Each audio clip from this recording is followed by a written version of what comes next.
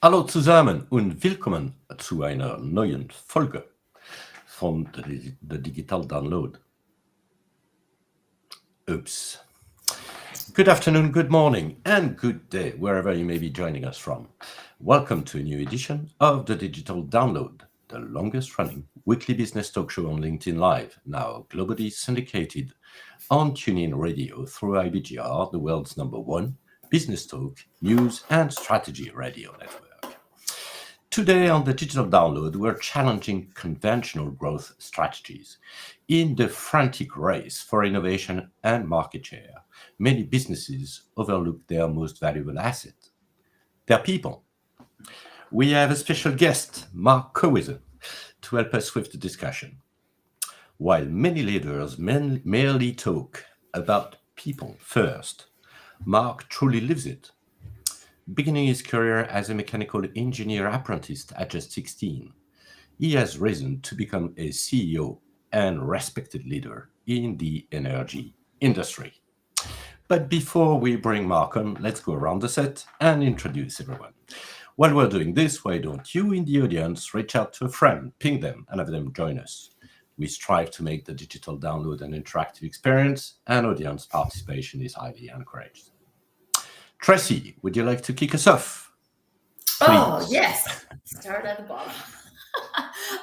Good morning, everyone. I'm Tracy Borison, founder of TLB Coaching and Events, a proud partner of DLA Ignite, who, if you don't know already, you will learn about when Tim introduces himself. And I mean, I'm a big fan of humans and what humans can do. So I'm really excited for this conversation today. Excellent. And I can only share what you just said. So, Tim, would you like to introduce yourself? Yes, thank you. Thank you for watching. My name's Tim Hughes. I'm the CEO and co-founder of DLA Ignite. And I'm famous for writing the book, Social Selling, Techniques to Influence Buyers and Change Makers. I'm wearing a pink shirt in homage to Tracy's headphones. Pretty soon we'll all match. And I'm wondering whether I clash with the guest, but and I just want to say that Adam sends his apologies. He's taking his daughter. She's starting a master's at Glasgow University, and he's got to drive there, which is a 9-hour drive, and then drive back again, which is 9 hours back again, which for Canada isn't a lot. But in the UK, it's like infinite. Yeah, for those watching us on video, it's going to be a very colorful show today, I can tell you. So myself, Bertrand Godillot, I am the founder and managing partner of Odysseus & Co., a very proud DLA Ignite partner as well. So as I said, this week on the Digital Download, we'll speak with Mark. His journey is a powerful testament to the leadership skills he has built and refined along the way. In this session, he will share insights on why fostering an environment where employees can thrive is the foundation of lasting commercial success. Let's bring him on. Yay! Welcome, Mark. Hi, Mark. Guten Tag. Du hast mir auf den Keks. We'll Hello, try to. You're I'm not sure we want to translate that. Happy Friday. Mark, good afternoon and Good welcome. afternoon. Can I just butt in, Bertrand? Yeah. Because Mark has been a watcher of this show for probably since the beginning, and he's always provided amazing comments, amazing jokes, and he's come on today, and it's the first time that we've ever met you, and I kind of want to give you a hug and but I can't. That's how everybody feels when they meet me, Tim. Yeah. Mark, and I don't know. I can't really put it in words, but I just want to thank you. No. Thank you for watching, and thank you for coming on, and thank you so much. No, if you create engaging content, then that's what brings people back. So, yeah. And Ross Jolly has already made the comment. Good to see the shirts are still as dull as ever, Mark. A lot of thanks to Ross. Ross worked with us for a wee while, and he helped us with a particular marketing strategy that I had in mind. Shirts happen, but safety matters. So Ross did a lot of help helping us get that off the ground, and it meant I had to go and buy a lot more shirts. So. And you have more friends joining us, Mark. So that is Hey, really Craig. cool. Craig Allen says, looking forward to this. Great to see you, Mark. And Craig is actually talking to Ross, which is good, which is saying, I got my shades on, mate. What I'm not going to do is I was thinking of maybe doing a change halfway through, but I'll save everybody from that. Okay, good. Okay, Mark. So why don't we start with having you telling us a little bit more about you, your background, and what led you where you are today. So my father was in the oil industry leader. He worked his way up through the drill floor in the oil game, and he was before he retired, he was the leader of a large drilling organization, global drilling organization. I said, "There's no way I am going to follow him." I left school 16 and took on a mechanical engineering apprenticeship. Forward 8 years, I joined a Norwegian company after that, and that was kind of my journey, particularly getting to know good company structure, good culture, where you were no longer a staff number, you were very much somebody who had a say in the business and how the business was run and organised. And I went on from the age of 22, 23, I was in charge of large projects, a £25 million project for hydraulic engineering design on drill ships in Korea. I've been very lucky. I've travelled the world. I've been in leadership roles. I said I wouldn't follow my old man, but I did into the drilling game, starting off as an operations engineer, made it all the way to the heights of operations manager, in charge of up to 1,200 people across 27 operations. Working with some of the big oil companies at the time, the Shells and the Marathons and Chevrons, for example. And then I've been a director of two businesses. I was a director of a fire protection business. Throughout COVID, we were the only part of our group that still made profit, unlike many other businesses.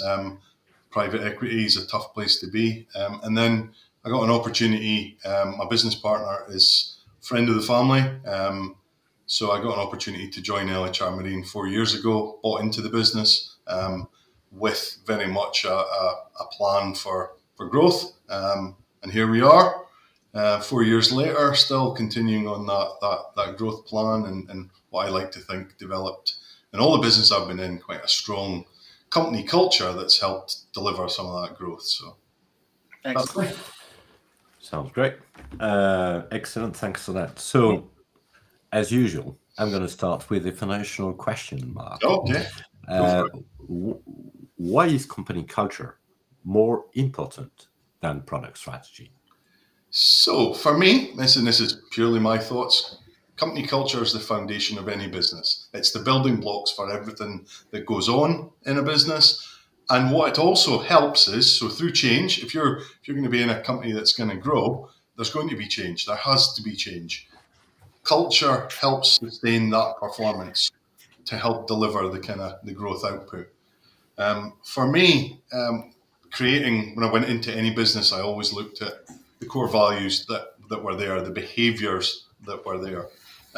And for me, the values, if you can align all the employees in a business around those values and behaviors, you're going to develop consistency. You're going to develop resilience when things don't go wrong, because typically they don't in any kind of growth in a business.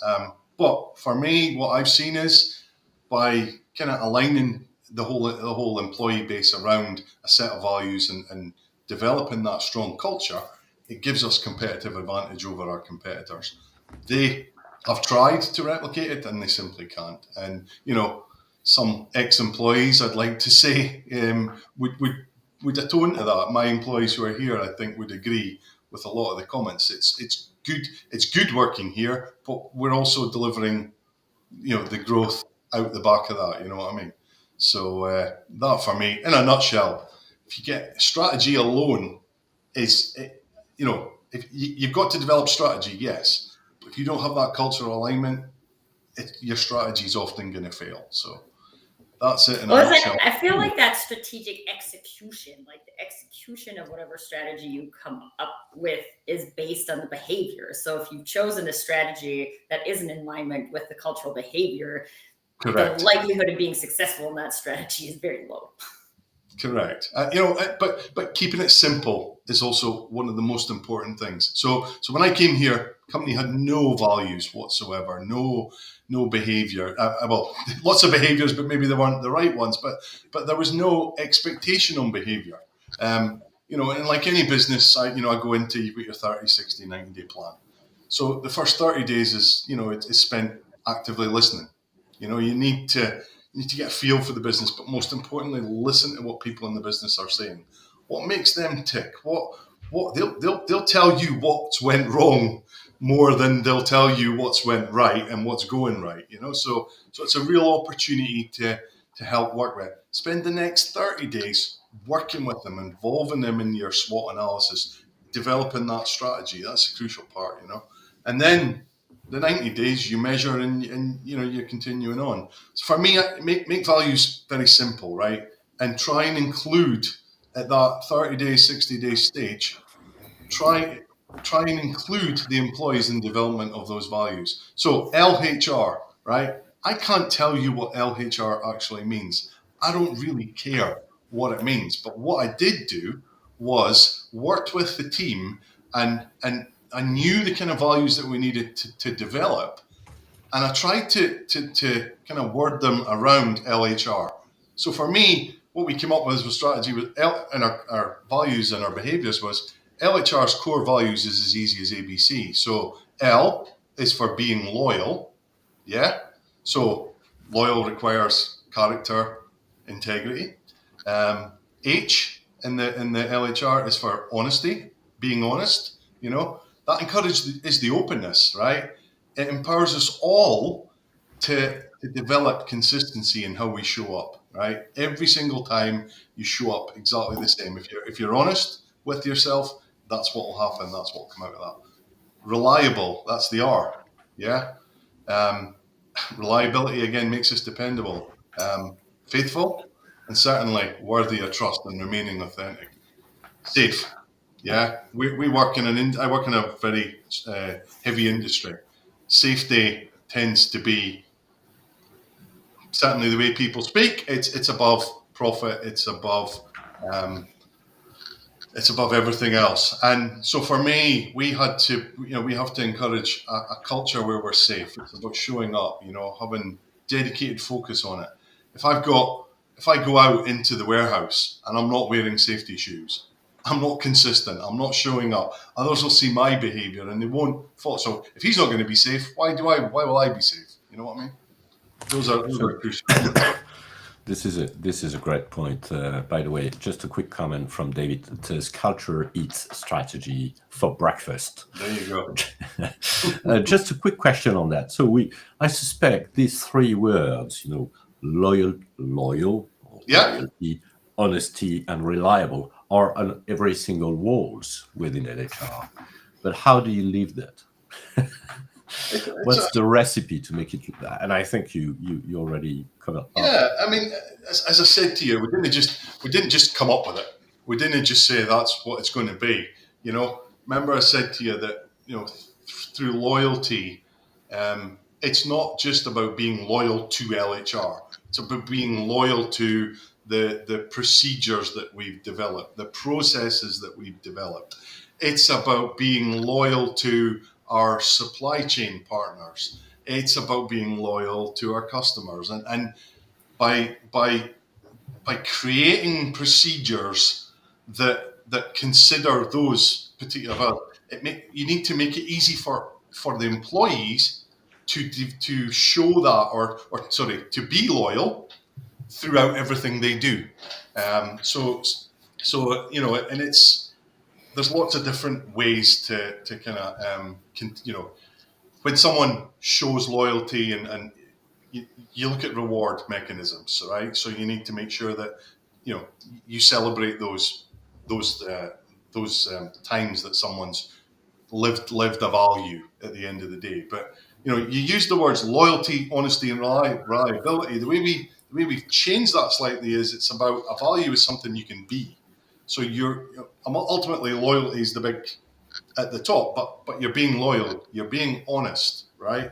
I'd rather, if we had a challenge somewhere, I want someone to be honest about that challenge.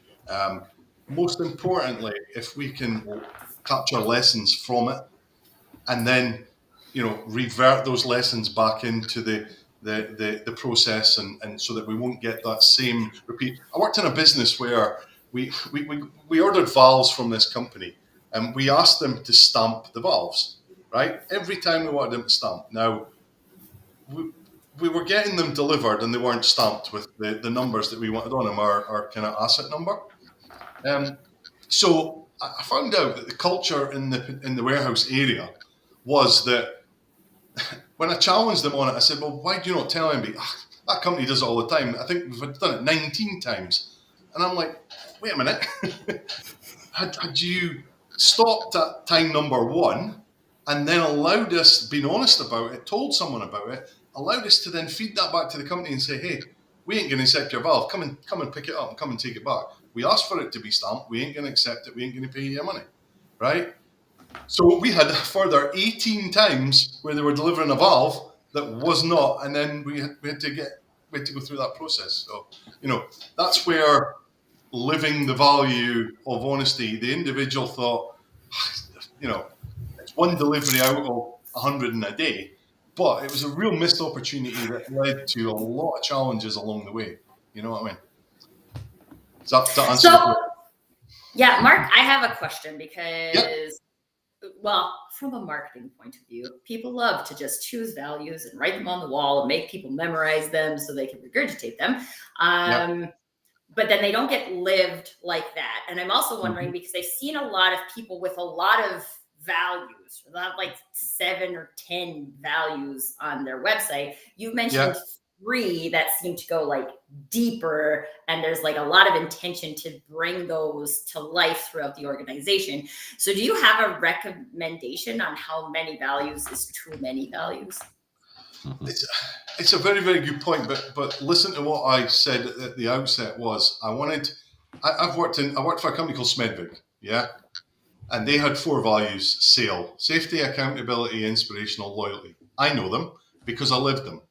I was also part of the organization who, and this is the crucial thing about how those values become livable, is integrate them in everything you do. Integrate them in your hiring process. Integrate them in the coffee, the morning tea break conversation. Integrate them, reward people when they recognize things like values. So I'd never restrict people on the number, but you need to try and make them memorable. The one thing I remember from Smedvig, Peter Smedvig, his great-grandfather had a ship, the Clipper ships, the big sail ships with the sails on it. And the way we remembered it was we had a picture of a ship, and we put a P on a sail, and we created another value, an extra value, proactivity, which came out of the conversations with the feedback and the employees. So what you effectively had in your head was picture of a sail, P, sail P with the values: safety, accountability, inspiration, loyalty, proactivity. So to me, key things about making them memorable, make them visible in everything you do, and particularly in the leadership roles, make sure that you reference those every single day. I saw there's a great podcast out right now from Bob Keeler, one of our industry leaders. And if you've not seen it, go and have a look. It's a taproom talk that he did with Kenny Dooley at OGV Taproom. And he talked about how he had developed a set of values with his leadership team. And one of the values was about caring for employees. And somebody in far country overseas wrote him an email and said, hey, you probably get these emails all the time, but we've got this particular staff member. He's got a disease and he needs specific medicine, and he blah, blah, blah. So he put back, okay, that's fine, no problem. So they looked more into it, and what had happened was he was able to, the first year the insurance covered it, but he needed this medicine to continue his treatment, but he couldn't afford it. So his leader was effectively asking if the company could pay for it. Right now, get back to the crux here. What Bob did was the kind of chairman of the business. He brought it into his leadership team meeting.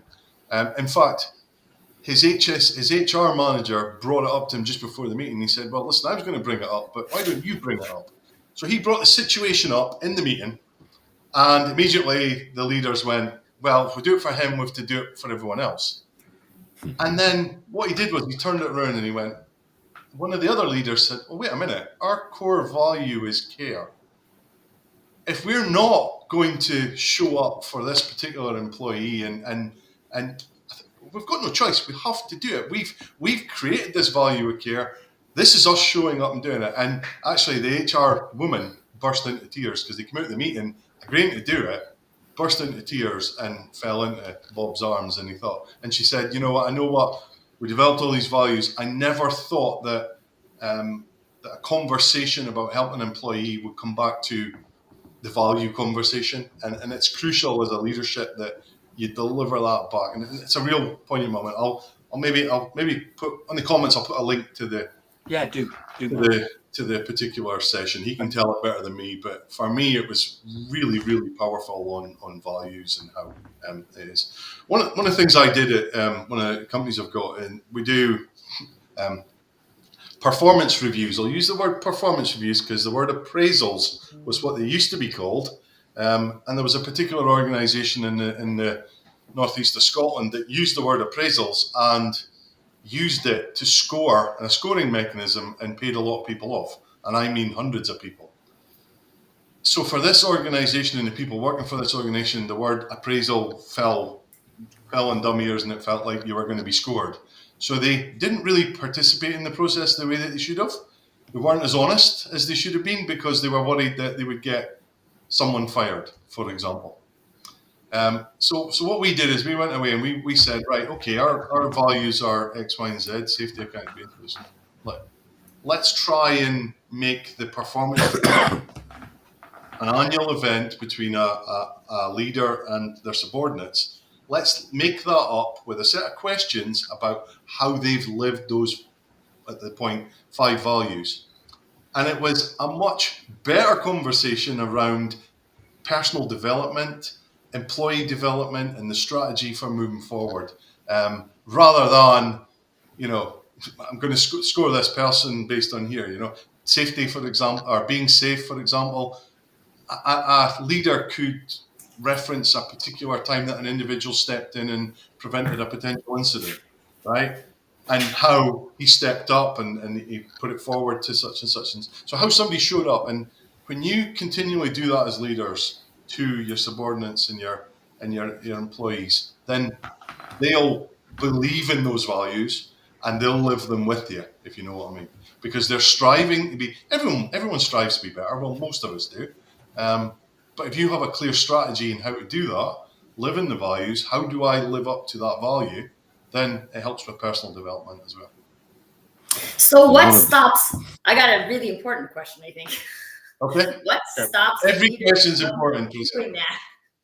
Because I feel like everything you're saying makes lots of sense. And what stops leaders from doing exactly what you're saying right now? Because in my experience, that's still, I would say in my career, I had one leader that very strongly led by values and 5 or more leaders that did not.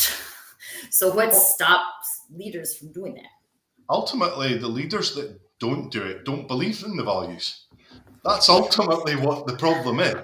And it's you know, and ultimately that's what it is. You know what I mean?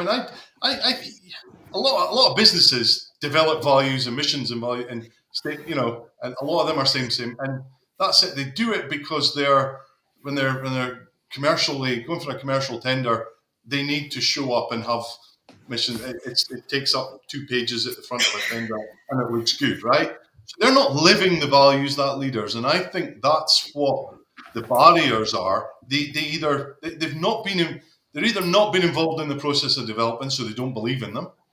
They've not had or they've not had that situations where it's been embedded into everything they do. You know what I mean? Every process that we've developed here and the places I've worked all falls back to, a company value somewhere. You know what I mean? A behavior that we're trying to encourage, right? So I use the word LHR's values are as easy as ABC. ABC are the behaviors that we expect people. A stands for accept accountability. B, build relationships. C, challenge and collaborate, right? So of those behaviors, you can integrate that in just about everything. You're making someone accountable for a process, right? As I say, we hadn't made an individual, Valve story, we hadn't made that individual accountable, or at least we thought we had, but we didn't give him the encouragement to be able to feed it upwards. As a business, we had a business of 1,200 employees. We had 9 non-conformance reports. Okay, so that was a shock for me to just have 9. So 9 opportunities for learning, right? What we did was we trained people. We looked at the process. There was clear changes we needed to make to the process. We trained people on what the expectation was. People thought an NCR was a bad thing. People thought it was a bad mark against their department, their part of their P&L would affect their P&L, would affect their performance, it would affect their bonus. It wasn't about that. It was about leadership hadn't really emphasized and shared with people what the expectation of an NCR actually was. The next year, we had 240, I think, NCRs. And that meant that we were able to change the process for the better in line with the core values and our behaviors. That makes sense? Yeah, it does. It does. We do have a comment from the audience, and this is from Ross. Sorry. More often than not, they are the values are very generic and rarely differentiate between companies. Hence, many employees simply ignore them. I think that, as you said, this is one takeaway for me today. The value is something you can live. Yeah, and as I say, and I think to follow on from Ross's very pertinent comment, that if you was to ask an employee, that's probably the answer they would give. The answer I'm giving as someone who's developed values and has changed the processes in an organization, if you don't do that part of it and you don't set the expectation for the employee, then they are going to ignore them. You know what I mean? It's as simple as that. If you don't show up, you don't as I mentioned, reward. We used to do there's an offshore. There's an opportunity for an observation, right? And it was called the stop card. DuPont were the first people that did it. They had a DuPont, the explosives people, an explosives factory, and they kept blowing up their employees. So what they did was they moved the families of their employees into the blast radius of the plant. So all of a sudden they stopped blowing up themselves, right? But what they did was the employees went, well, can we get something different? So they developed the stop process, right? Which was an intervention, make an intervention when someone saw something that wasn't quite right, an opportunity for improvement. But in the offshore industry, it became, you must put one stop card in a day, right? So because it became an expectation to put one stop card in a day, people did it because that's what the company wanted, right? There was maybe a leak in quality because of that, and it's quite clear those who weren't buying into the program were there. We changed that around and we said, look, in a 12-hour shift, right, you will do at least one thing for safety, right? All I'm asking as your leader in that 12-hour day is to let me know about it. Let me know what you did in safety. So if you made an intervention and something was wrong, just let me know about it. But the mechanism to do that is by completing the card, because that's the only way. I was a remote leader. I'm onshore, they're offshore. It's the only way that I get to know that you've actually contributed and taken part, right? And what I want to do, I'll reward the individuals that I think come up with the best interventions, and we'll continue to change our processes if we're finding that there's an observation that is continually coming in on a particular process that's not right. And what I also was able to do was take graphs. I managed 27. I'm responsible for 27 rigs, very remote from each other, right? So 27 teams, if you want to call it. I can tell you that the most active in the observation program, so those who had the highest numbers of participation I should even say, were those it was the safest site, and they had the fewest first aid cases, fewest incidents, and most proactive, as in they were the ones who were changing their processes more often because they were capturing the learnings, right? And see, when you change it around from, I want one a day, to, I want it differently, think of the core value to be safe. I want you to be safe, and I know you will be at least once in a 12-hour shift. Can you just do me a favor and let me know about it? And by letting me know about it, I can help enact change. I can help you make the changes. You know what I mean? It's a really good program that's been absolutely beaten to death offshore as a bad thing. But when you actually take time and speak with teams and show them the resulting evidence of contributing regularly, then it makes a massive difference. I think you demonstrate a really great example here, Mark, because I think people could batch safety into a generic and not different value, right? Like there's probably lots of people who have safety as a value, or at least a published value, but like what you're demonstrating and how you're looking at it is like, okay, if safety is actually our value, this is how the industry is doing it. It's not working for safety. So if safety is actually our value, how could we tweak the process so that we make it livable in our organization? So I think that's an interesting component too, because I also don't think that values have to be so profound, right? They can be loyalty, they can be safety, but you gotta be very clear on how we do that here. But I mean, for example, exactly, it shows up when I talk about results. I'm not just talking about a graph that shows that team 5 were the most proactive and therefore there, right? What actually happened out the back of that was, when you come to contract renegotiation, we typically had 3-4 year contracts with major oil companies, Shell, Chevron, and Marathon.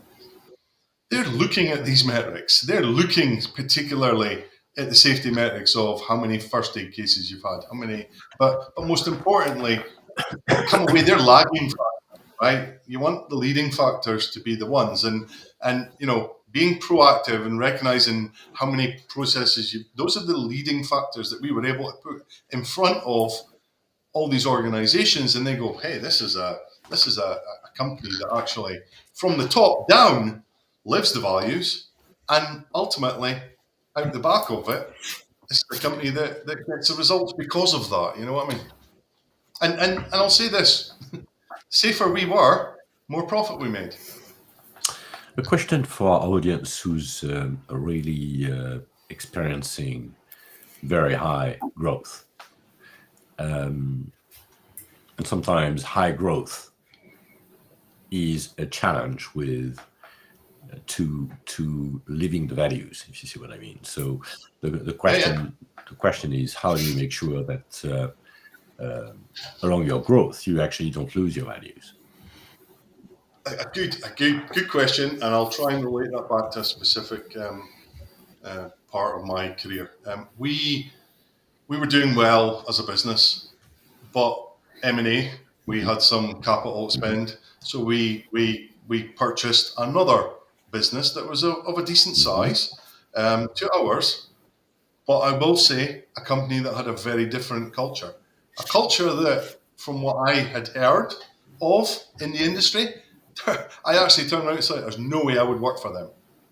But yeah, through M&A, we eventually worked for them.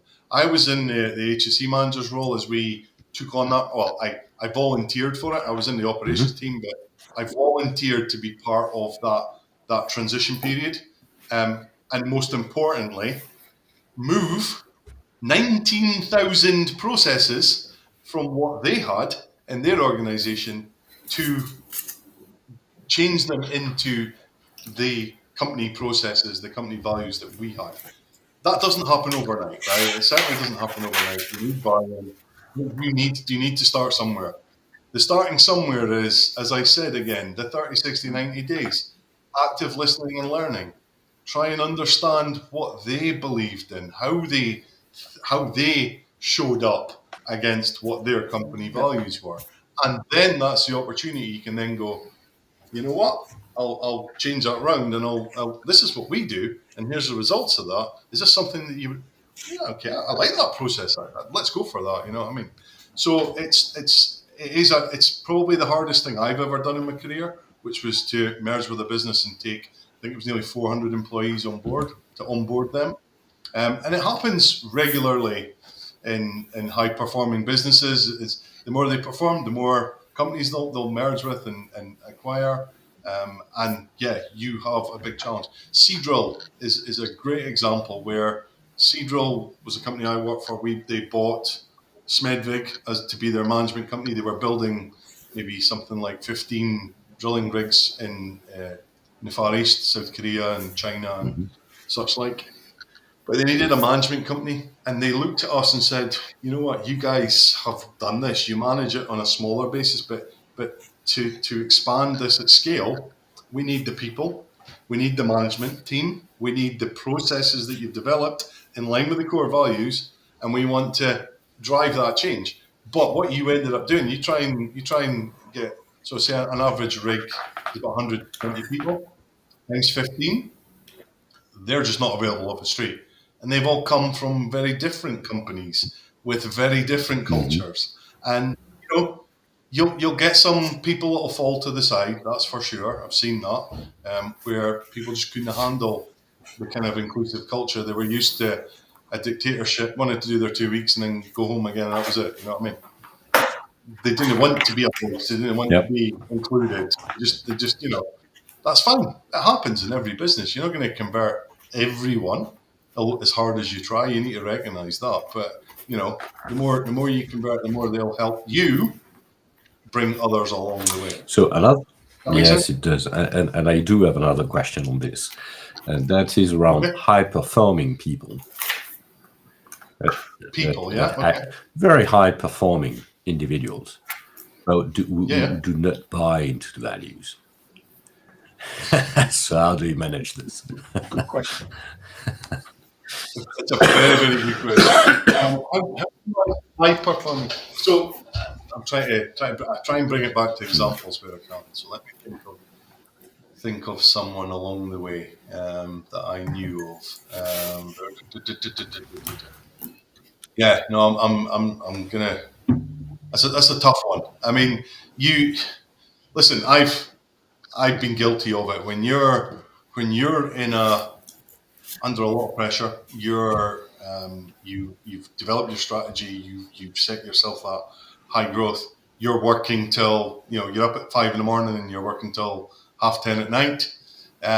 Those things, there are things that definitely fall to the wayside. And at the end of the day, bring it back to human behaviors again. They need that check and balance. There's a certain individual who's in the White House right now who you can class as a hyper individual that doesn't necessarily live some of the values of the country that he leads. He needs, like any high-performing individual, he needs checks and balances. He needs people to be able to intervene. And I personally have never had that problem. I've had challenges with my leadership team. I challenged my chairman, who was in Norway, on a particular process that they wanted to introduce, and it's having that. It's not easy, but that would be my answer: is there needs to be someone in the organization who really believes in it, who can really convince that individual that everybody else believes in it except him, and that he needs to get that mirror back in his face, and he needs to be the one who's showing up and living the values. But most importantly, you need to explain to them what can happen if he doesn't do that. You know what I mean? What are the consequences? He needs to know what they are. Well, and That makes sense? We have a great question. I just to wrap that up, one of the things that I actually saw, an organization I work for had a very quote unquote high performing sales person. So they're generating a lot of business who did not match the values whatsoever. And I wouldn't say this organization had particularly clear values, but like the regular behavior that everyone else was doing, this person did not match it. And that person ended up getting let go because of all of their headbutting with everybody else. And it increased the profit that the company was making, even though they lost their number one salesperson. Yeah. It's a very, very good point. And what you need to do with that as the leader who would make that choice to let that go, when somebody, and this is a crucial thing about showing up as a leader. So we've had individuals that I've let individuals go who haven't met our expectations, who haven't lived the values, but what we've done is we've certainly let the individual know that those are the reasons. But we've let other members in their team know. We've made it clear that, as you know, the expectations we've set, the high standards that we've set, the values that we've created that we all want to live to. If someone's not willing to follow those, then there's probably a place for them out with the organization, and they're not welcome on the bus or the train as we head on to high performance. You know? Yeah, if you let toxicity into the company, then everybody looks at it and goes, "Why are the leadership doing that?" And immediately that gives everybody the green light, basically, to be toxic. But what I've also seen is where that's happened and they've let someone go and just moved on, not said nothing about it.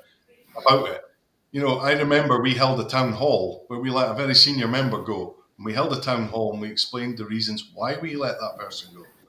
And it was a real show up of strength in leadership, but also strength in the belief of the values that we've all created. You know what I mean? And we all live. So, you know, it's very, very powerful, that message.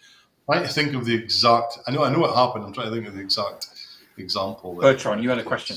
Yeah, we have a question from the audience, from Santana, who says, question, I think it is very important for us to connect cultural values to the direct business outcomes.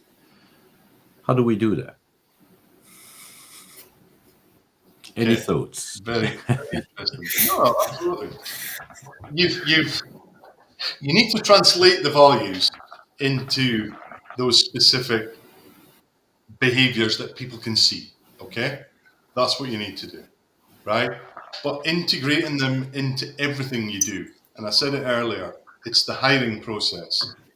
I remember when I went to a Norwegian company and I went in there and I'd done all the prep, I'd done everything. The one thing, I sat down and the first question I was asked, so this is our core values. What's your take on how you going to, how would you live this particular value? I was like, you know, but what I did, I joined that organization, right? I learned and really got into the core values. I learned the process. And every single interview I did from then on, I used the core value piece because I was able to use it as if an individual couldn't answer it, it was also an opportunity for me to share, hey, I'm the top man here, I'm a leader. This is what I believe in, and here's how I think that if you were to join this organization, you could be a part of that. This is how you can help us with the growth part of it. You know, so you do into that. I mentioned it, performance reviews. It's a really crucial thing. Recognition. So I mentioned it earlier. Recognizing when values are being lived, not necessarily being broken or not followed at all, but when people are really showing up, and that show up moment, let people know about it. Recognize people. The other part is to hold people accountable, right? Absolutely holding people accountable for being of role model, right? I worked in an organization where we had, quote unquote, 340 leaders, okay? I generated a leadership, 2-day leadership seminar. I created, me and my sidekick created a 2-day seminar. The first question we asked, now I managed half the business, my sidekick managed the other half. So you had 60 people in the room on 6 or 7 sessions. I can't remember how many it was. But we asked one simple question. So we'd sent them a letter to say that as a leader in our organization, we use the word, as a leader in our organization, we invite you to attend a 2-day leadership seminar where we will look at X, Y, and Z, right? First question we asked was, I know some of you, I've recognized some faces, some of you maybe don't me, we work remotely, so it's not easy. So one of the questions I asked was, who in the room are leaders? Show of hands, who in the room are leaders? Less than all the 6 sessions, half the room put their hand up. Right? So they didn't even believe, even though we told them your role.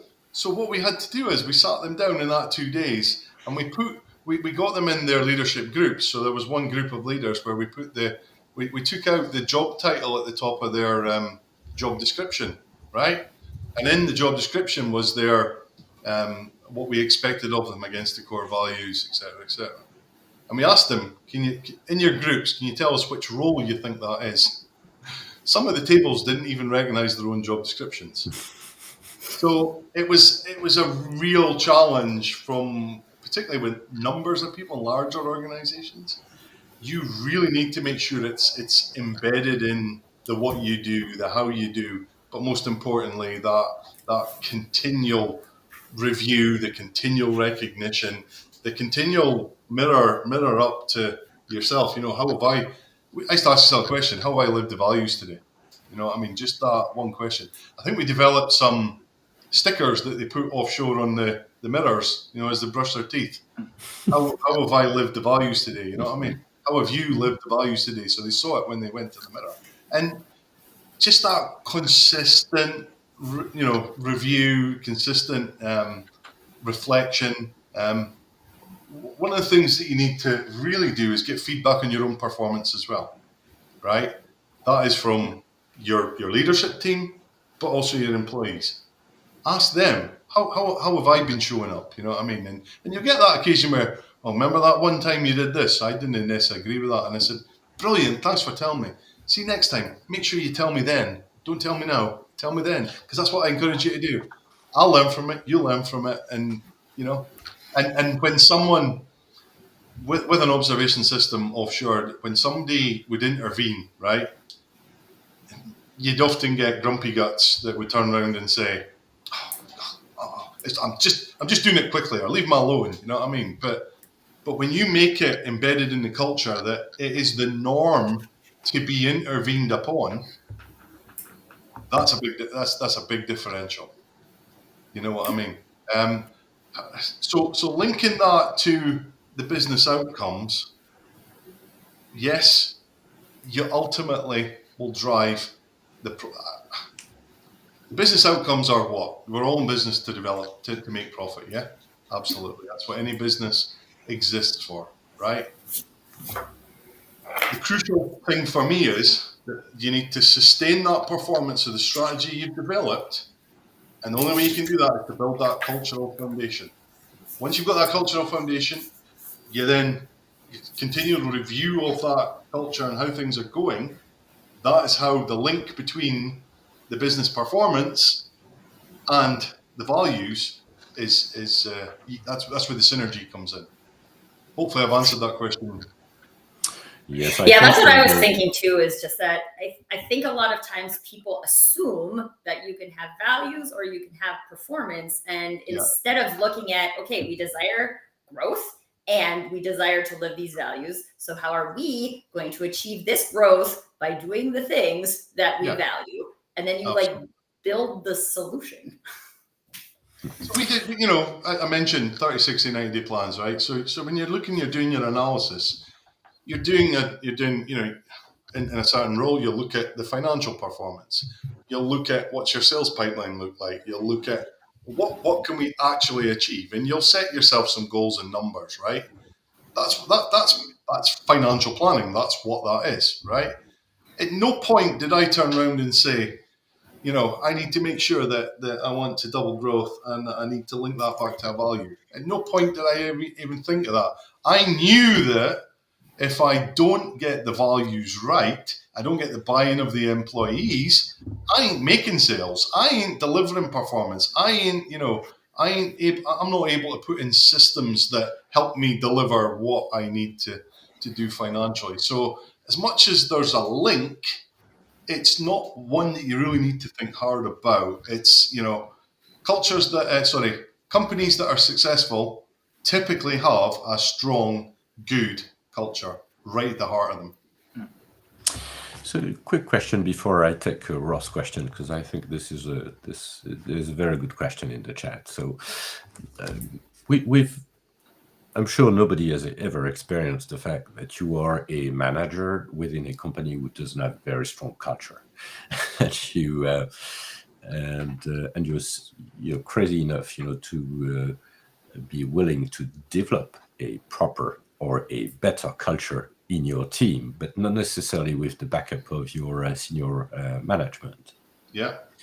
How can you make that happen? First of all, is it a good idea? And then how can you make that happen? Sorry, can you just give me that again, Bertrand? Sorry. Leading a team in an organization with not very, very strong culture. Yeah. But you still want, as you could say, middle manager, or at least as a manager of a team, to foster a culture within your team. How can you make that happen? So, it's a really good question. And, part of your analysis, part of that active listening and learning, you will very quickly learn which people in the organization are going to come along with you, right? Listen, I've joined 2 organizations in the last 8 years. This particular organization doesn't have the same people who were here 4 years ago. I've changed out all of them. They've either left through natural leaving, they've not bought into our growth strategy and our culture, or they've been asked to leave. So to answer your question, what you do is you quickly recognize the ones who will and who will support you to develop that strong culture, and you make them accountable for certain elements within it, right? They will bring others on with them, right? I've seen it in a room, and you've got 6 managers, all line level managers for me, rig managers who were big earners, who had teams of 60 people, 70 people each, right? You know very quickly that if one of them is more proactive, one of them is showing up against the core values, that the others are sitting going, okay, I need to up my game a little bit. I need to do something different. So if you're talking about bringing people along, that to me is that show up, the recognition of that person in the room that is doing it. They're getting consistent recognition from the leadership team. The results are obviously taking care of themselves. As I mentioned, if you've got the right culture, then right safety culture, it will take care of itself. Having that kind of proactive culture, then ultimately the results will come with that. And that individual has either a choice to join in and support that, or maybe ask to leave the business. All right. Maybe one last question. Sure. How do you work backwards and convince the board that they need to? Quantized technology and asset software comparable to it. How do you convince a boardroom that it deserves this? That culture deserves the same investment. When everything is all the same. What have you got? So, I mean, you have to. And you have really a short time for that. Yeah, Yeah, you've got a minute. You have to look at examples, right? And you have to look at examples of businesses who have been successful by having Statoil. Let me give you a start. I remember I was in a session over in Norway, and the top man in Statoil, the absolute chief executive, the big man, he put a, it shows you how long ago it was, one of those overhead projectors where you would write. So he actually wrote his organogram on an overhead projector, and with him at the top and such at the bottom. And he said the most powerful thing at that session. He said, "I'm the boss." He said, "Sometimes this is what my organogram looks like, with me at the top." And he took the bit of paper and he flipped it around 180 degrees. He went, "Sometimes this is what my organization looks like," and it was the person at the bottom at the top. So how are you gonna convince a boardroom that culture is the differentiator? You have to look at examples of businesses that are out there and already done it. And as I said, there was a particular business that I didn't like the culture of, and I would never look at them. You know what I mean? We won a contract. We part of our culture was to be involved in the community, right? It was a particular part of our values where we wanted to show up, and it's part of our corporate social responsibility. We actually we were one of the first sponsors at Pataudry, and the contracts team in this organisation, it was between us and another contractor, and they saw each other and went, these companies, they're both pretty similar, they're both the same. And just at the point they were asking that question, who we're going to pick, our name came up on the advertising board at the football at Pataudry.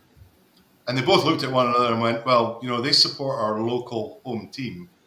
They do a lot more in the community. That's a differentiator for me. Mm-hmm. And we actually won, I know, feedback from these people, we won a contract because of, to me, bringing it right back to the culture. Great. Well, Mark, really, thank you so much. Thank you, Mark. We could keep this going for hours, I'm sure. Sure, we could. Thank you very much for the guests and the questions that they put in, because without them, we wouldn't be here. So thank you. Where can we learn more, and where can we find you?